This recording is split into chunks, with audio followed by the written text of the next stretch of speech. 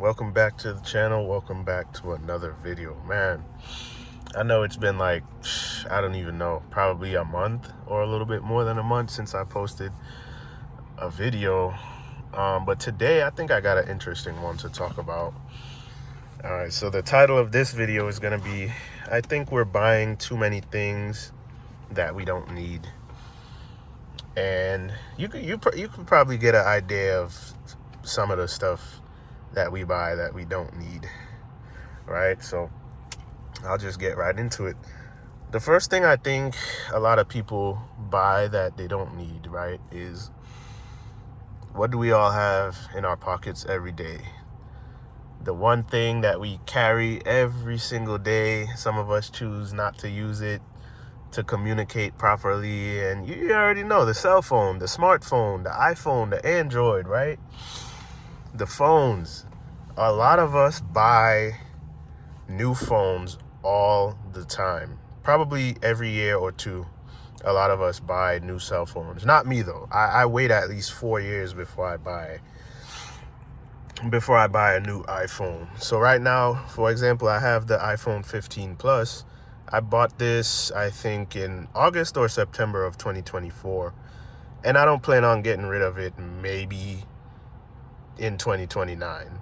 As long as it keeps running and, you know, I still have space. I think I only have the 256 gig in here. So, I mean, over time, I might have to delete some pictures and apps and whatnot. But it seems like my phone's working good. I did not update it to that iOS 26, whatever, that keeps heating up everyone's phone and making it run slow. I didn't update it. I do have iOS 26 point something, but I don't believe it's the one that's ruining my phone. So I just won't update my phone. Simple, that's all. But yeah, a lot of us buy new phones too frequently, I think, and that's one big thing that we don't need. Because I mean, phones, yes, we all need phones, but I think you have to be smart about the way you go about buying phones. And the same thing, that same idea could go for anything. Like, if you buy a phone, think long term. Buy a phone, try to get at least 500 gigabytes, right? Some good performance in the phone from factory. When you buy it or order it, you could keep the phone for 5-6 years probably. And I know that's a long time. 5-6 years for a phone, that is a long time, right? But take care of it. Take care of the phone for all those years, and it'll last. Because my phones usually last me. I've had probably at least, I think this is my third or fourth iPhone. Yeah, I don't remember the first one I had, but I've had the iPhone, I think I had the 10, I had the 11, I didn't get the 12 or the 13 if they had one. I just jumped straight to the 15. So, but my last couple phones, especially the last one before this 15 Plus, I had it for four years. Yeah, I had it for 4 years, and then when I get rid of my iPhones, I usually just trade it in to the new one because it's already paid off. It's already worth like maybe 180 to 230 bucks. So I usually just trade it onto the new phone and then just pay off the new phone in like a month or two. Like, but I usually get, decent storage and all that kind of stuff, performance, so that the phone could last for a few years, like at least 4, like I said, because I'm not really trying to be buying a new phone every year or every 2 years. That's way too soon. It's just a waste of money, right? So yeah, definitely the phones, but I get it. It's tempting to have, the newest technology, right? There's a lot of different phones out there from different brands. You got that new Samsung Galaxy Z Fold or whatever it is. It looks pretty sick. You got all these Google Pixel phones that are really sick, right? I love Google. You got all this other stuff, stuff that are banned from the US because they're just that good. They don't want them in the US. You got that, OnePlus. That's one of brands that I've had before. OnePlus it's a really good brand. Not trying to like promote or anything, but it was good. I had the OnePlus 3 back in the day. It was good. But anyway, yeah. So that's the first thing that I think we buy that we don't need. It's the phones. Just think long term. Buy the phone from factory with a lot of storage in it, so you could keep it for 4 to 5 years. I think that's a good amount of time. Take care of the phone. Put a protective case. Buy a whole bunch of screen protectors to put on the phone, camera lens protectors to put on the phone so that it doesn't break. That's what I do. I got a whole bunch of screen protectors, privacy screen protectors, and camera lens bump protectors so that my stuff doesn't break. It's got some scratches on it, but that's about it. The phone's not broken. All right, so moving on, right? So the second thing is the cars, right? A lot of people feel like they need to go and get a new car every couple of years. Some people actually do that. Every couple of years, they go and they get, every 2 or 3 years, they go and they lease a brand new car, or they crash their car. Now they got to go get a newer one. And, a lot of people definitely live like that. Now, good for you, if you could afford it, whatever, right? That's your life. But you don't really need to have a new car every 2 to 3 years. That's ridiculous. And just like I said for the last thing about the phones, think long term. Are these luxury cars gonna last you as long as something like a Toyota or a Honda? Probably not. These Mercedes and the BMWs that I love, right? But I only like the performance ones, right? These Mercedes, BMWs, all the high-end stuff, those things are problematic. They're problematic. They're very expensive to take to the shop to fix, especially if you got to take them to the dealers, because you already know the dealer is going to have you pulling money out your ass to pay for it, right? So those things are problematic. They're very expensive, but a lot of people still go and they still get them because, for one, they want to look the part. They want to keep up with the Joneses. They want to look like they have some kind of status, right? Man, I'm fine in my Toyota. It's a modern car. It has Apple CarPlay. Like, I'm fine with that. I don't got no problem with my Toyota as long as I keep it clean. And there's no check engine light. I've never had a check engine light on this. As long as it's clean, and it's getting a little cold in here. Hold on. As long as I keep it clean and my, I just put new tires and everything on there, and my stuff is running smooth, it's running nice. None of that other stuff matters, because my car will probably outlast a lot of those other cars out there. You know what I'm saying? And I'll save a lot of money in the meantime. I'll save a lot of money, because guess what? There's no turbos on this car. There's no high-end computers. There's no ambient lighting or none of that stuff that requires fixing or any of it. This is an old school car. It's an engine, some electronic components like in the steering, traditional shifter with a, this 8-speed transmission is kind of a new thing, but that's it. There's nothing special in this car. It's smooth ride, reliable. That's it. That's all I need. Modern. It looks good. It looks very modern. That's it. Very, very basic, very cheap, but reliable. It gets the job done, right? So, all right. Cars. That's the second one. The third thing I think a lot of people spend money on that, that we don't need is streaming service. Yo, I don't know how many streaming services there are out there, but I know there's a lot. You got Netflix, you got Hulu, you got Disney Plus, there's so many of them. I don't have them, and I don't even want to have them. The only thing I really need, to be honest, is YouTube, because that's all I watch. Everything that I want to see is on YouTube. Cars, it's on YouTube. Motorcycle, it's on YouTube. What else? Yeah, cars, motorcycle, comedy, anything that I'm interested in is on YouTube. So I really don't need all of these streaming services. Like, yes, I do have Netflix. Do I use it a lot? No. What else do I have? I have Amazon Prime Video because I'm paying for Amazon Prime, so I might as well just have the freaking Prime Video because it's all in the same account.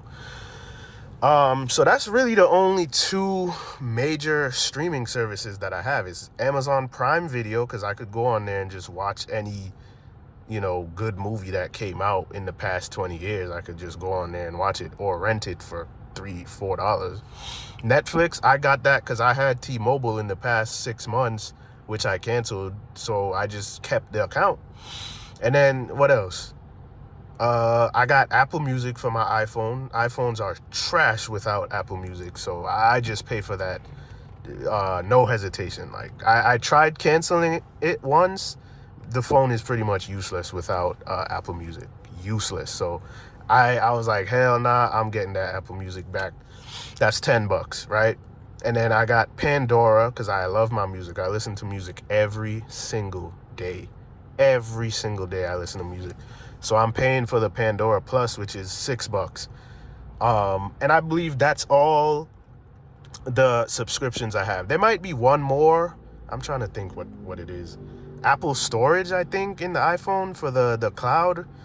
I think that's $2.99 or $5. I don't know. It's cheap. It's like a couple bucks. So basically, all the subscriptions that I have, it doesn't even total $100. I think all the subscriptions I have, it totals maybe close to $60 or somewhere around $50, somewhere right there. It's not even $100. So that's just to show you don't need to have every single streaming service. A lot of people have every single one of them. Every single one of them. And it's like, why do you need to have every single one of them? Like, I get it. You'll have access to different movies and shows and stuff on the different ones, but you don't need to have, because for one, you're probably not even gonna use all of them. It's literally just a waste of money every month. And it's just a waste of money. So, like I said, I only have the Netflix, which I got because I had T-Mobile. I just kept it because why not? I go on there sometimes to watch something once in a while. Amazon Prime movie, I go on there to watch something once in a while. That's $16, I think, is for Amazon Prime. That's it. Everything else I got is just music, stuff within my phone for storage. That's it. Nothing crazy. Right? So yeah, that's the I think that was the third one. The next big one I think a lot of people spend money on, that they don't need or that we don't need, is trips. I think a lot of people take trips, expensive trips too, because guess what? It costs money to travel. Now, I haven't really been looking into the economy and, if prices are still sky high. I'm pretty sure stuff is still expensive, especially in a place like California, right? But I think a lot of people take trips and do all these things that cost a lot of money that they probably don't need to be doing, especially when the money is tight or things are just not looking the best. Like, they go and they still take these trips, and it sets them back. Definitely sets them back, because like I said, traveling costs money. It's not cheap. Like, because think about it, you got to buy your ticket. You got to buy a ticket to the place. You got to have a return ticket. All that will be, one price. And then when you go to the place, you got to have money to spend. You got to have money to eat. You got to have money to, when you go out, you see something nice, you want to buy maybe a souvenir, definitely money for food is going to be necessary. If you get a hotel, money for that is going to be necessary, especially if you're spending maybe a week, 4 to 7 days there in the place. You're definitely going to need money for that. All right. Transportation, maybe you're going to need money for that. Right? So these trips are not expensive. I mean, I said they're not expensive. These trips are not cheap. They're absolutely not cheap. Like, it's not that hard to stay home. Like, I'm trying to tell, it's not that hard to stay home. Like, but it's okay. I know everybody got different priorities, and sometimes you hear people say, "Oh, just live life while you're young, travel, and go travel the world, and just do all those things before you get old." And true, but you also got to have the money to do it, right? So there's that. So that's another one, is expensive trips and stuff like that costs a lot of money. And then the last one that I have on the list would just be materialistic things in general.